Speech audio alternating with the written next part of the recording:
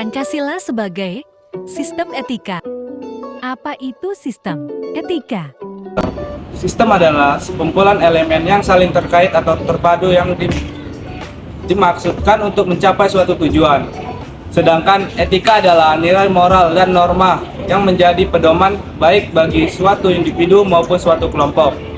Dalam mengatur tindakan atau perilaku, jadi yang dikatakan sistem etika adalah kumpulan elemen-elemen mengenai moral dan norma bagi individu maupun kelompok masyarakat yang disusun secara terpadu demi Apa landasan sistem etika di Indonesia? Di negara Indonesia, sistem etika yang diberlakukan oleh leluhur hingga saat ini adalah Pancasila. Hal ini sudah lekat dalam jati diri jiwa bangsa kita. Pancasila sebagai sistem etika mendasarkan penilaian baik dan buruk pada nilai-nilai Pancasila, yaitu nilai ketuhanan, kemanusiaan, persatuan, kerakyatan, dan keadilan.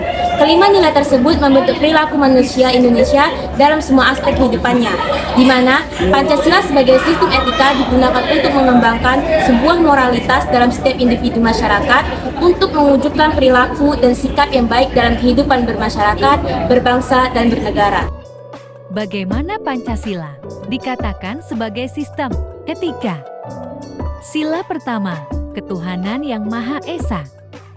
Pada sila pertama, dalam Pancasila mencerminkan bahwa Tuhan adalah penjamin prinsip moral. Setiap perilaku warga negara didasarkan pada prinsip moral yang bersumber dari agama. Contohnya itu, yang pertama selalu meyakini bahwa Tuhan itu ada dan mengawasi seluruh perbuatan kita. Yang kedua, taat beribadah sesuai kepercayaan masing-masing. Yang ketiga, menghargai setiap kepercayaan agama yang berbeda di lingkungan sekolah maupun rumah. Yang terakhir, senantiasa tolong-menolong sesama umat beragama. Sila kedua, kemanusiaan yang adil dan beradab.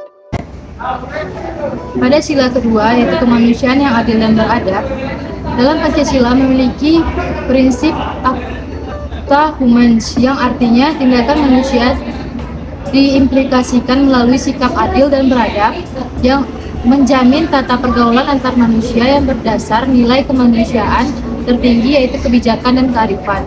Contohnya yaitu, pertama, mengakui bahwa masyarakat Indonesia adalah bersifat majemuk yang terdiri atas berbagai suku, ras, dan agama. Yang kedua, memperlakukan individu lain sesuai dengan hakikat dan martabatnya sebagai makhluk Tuhan Yang Maha Esa. Yang ketiga, mengembangkan sikap saling tolong-menolong kepada orang yang sedang membutuhkan bantuan. Sila ketiga, persatuan Indonesia. Sila ketiga dalam Pancasila memiliki arti kesediaan hidup bersama di atas kepentingan individu maupun kelompok dalam kehidupan bernegara. Dalam hal ini ada rasa solidaritas dan semangat kebersamaan yang melahirkan kekuatan dalam menghadapi ancaman pemecah belah bangsa. Contoh, selalu menghormati anggota keluarga yang lebih tua dan tidak lupa untuk senantiasa menghargai anggota keluarga yang lebih muda. Selalu giat dan tekun.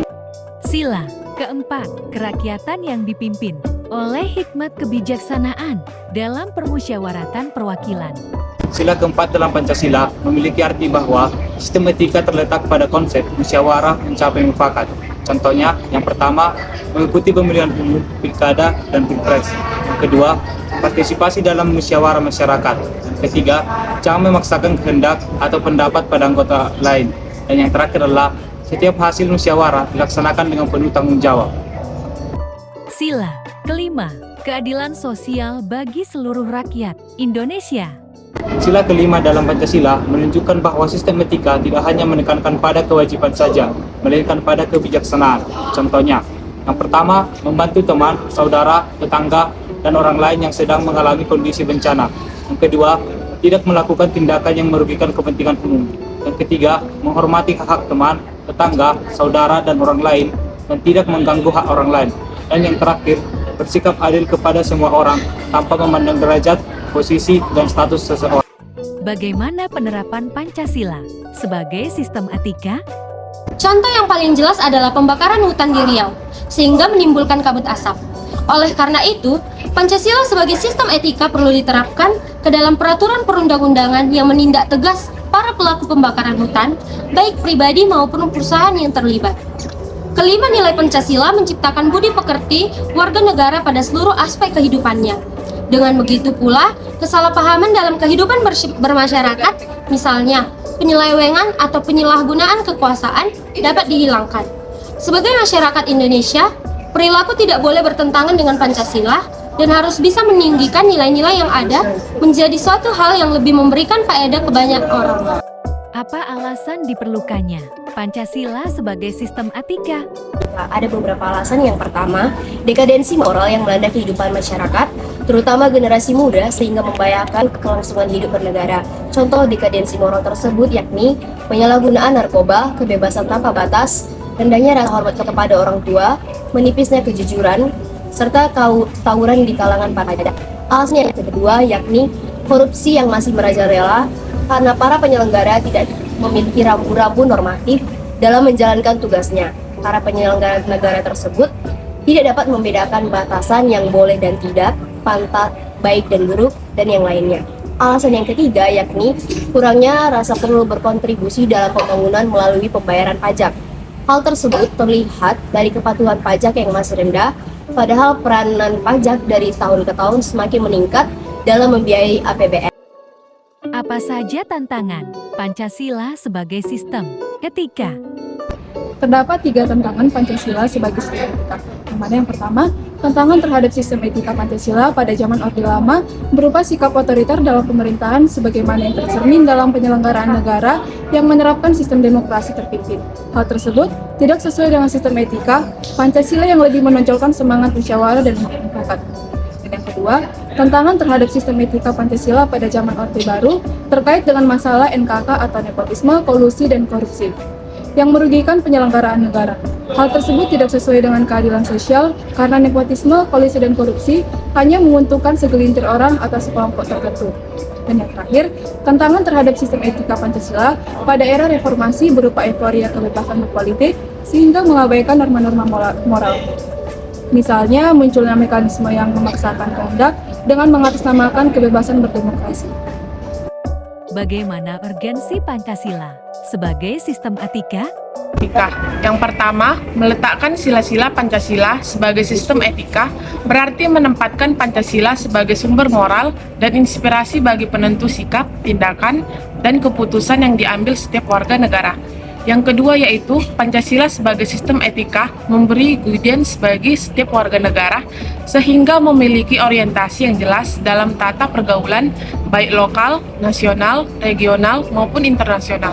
Yang ketiga yaitu Pancasila sebagai sistem etika dapat menjadi dasar analisis bagi berbagai kebijakan yang dibuat oleh penyelenggara negara sehingga tidak keluar dari semangat negara kebangsaan yang berjiwa Pancasialis.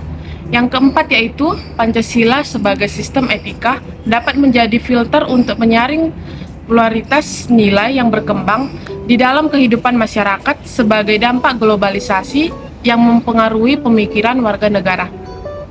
Kesimpulan.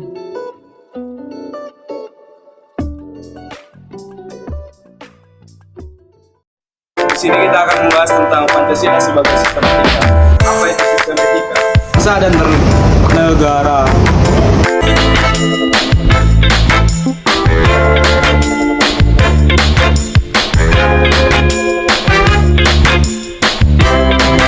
Wah, mampus. Mati! Kok mati? Oh,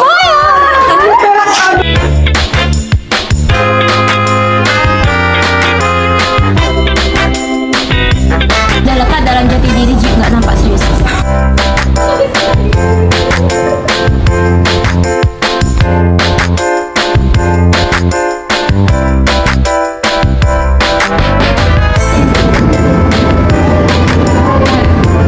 Nilainya apa, Bah?